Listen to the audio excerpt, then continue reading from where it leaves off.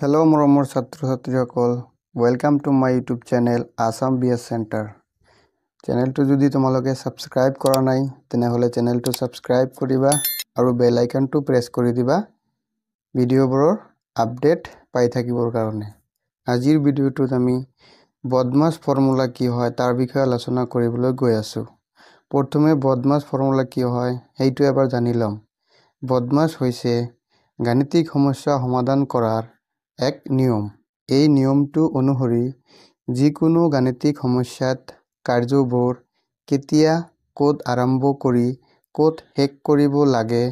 হেয়া নিৰ্ধাৰণ কৰা হয় এতিয়া আমি বদমাছ শব্দটোৰ অৰ্থ বিষয়ে আলোচনা কৰিম B for brackets মানে হল বন্ধনী যেনেকৈ প্ৰথম বন্ধনী দ্বিতীয় বন্ধনী আৰু তৃতীয় বন্ধনী O for order মানে শক্তি বা গাত বা কেতিয়াবা ৰুট ওভাৰ থাকি যায় হেতু দ্বিতীয় নম্বৰত সমাধান কৰিম তাৰ পিছত D for হৰণ মানে ডিভিশন মানে হল হৰণ তাৰ পিছত হৰণ কৰিব লাগিব তাৰ পিছত আহিব M for multiplication তাৰ পিছত কি কৰিব লাগিব মাল্টিপ্লিকেশন কৰিব লাগিব মানে পূৰণ কৰিব লাগিব তাৰ পিছত আহিল A for addition মানে তাৰ পিছত যোগ কৰিব লাগিব তাৰ পিছত লাষ্টত আহিব S for subtraction মানে বিয়োগ লাষ্টত কি কৰিবা বিয়োগ কৰিব লাগিব এই শৃংখল অনুসৰি ওপৰৰ পৰা তললৈ কাৰ্য কৰিব লাগে যেতিয়া এটা অংক কৰাৰ সময়ত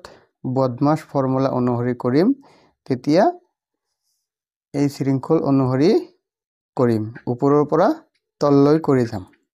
এতিয়া উদাহৰণ কেইটামান লৈ চাও প্ৰথম উদাহৰণটো হৈছে প্ৰথম বন্ধনীৰ ভিতৰত 6 + 2 পূৰণ 3 সমান সমান কিমান হ'ব প্ৰথমে বন্ধনীৰ কাৰ্য কৰিব লাগিব 6 + 2 কিমান হ'ব 8 পূৰণ 3 আছে 3 থাকিব এতিয়া 8 ৰ 3 গুণ 24 এইটো হৈ যাব উত্তৰ এতিয়া আৰু এটা উদাহৰণ লৈ চাম উদাহৰণ নম্বৰ 2 12 হৰণ 3 পূৰণ 2 সমান সমান কিমান হ'ব প্ৰথমে হৰণৰ কাৰ্য কৰিব লাগিব 12 ক 3 দি হৰণ কৰিলে কিমান হ'ব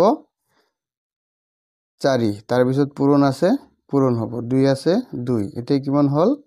4 2 গুণ 8 এটি হ'ব উত্তৰ এতিয়া উদাহৰণ নম্বৰ 3 টো চাম 3 নম্বৰ উদাহৰণটো আছে 5 + 3 + 5 + 3 পূৰণ 2 সমান সমান কিমান হ'ব তো যোগ আৰু পূৰণ প্ৰথমে পূৰণটো আহিব গতিকে প্ৰথমে পূৰণৰ কাৰ্য এই 5 টো থাকিল যোগ 3 2 গুণ 6 হ'ব এতিয়া যোগ আছে খালি 5 আৰু 6 যোগ কৰিলে কিমান হ'ব 11 এটি হ'ব উত্তৰ তাৰ পিছত উদাহৰণ নম্বৰ 4 টো চাম প্ৰথম বন্ধনীৰ ভিতৰত কি আছে 10 - 4 হৰণ 2 সমান সমান কিমান হ'ব এতিয়া প্ৰথমে বন্ধনীৰ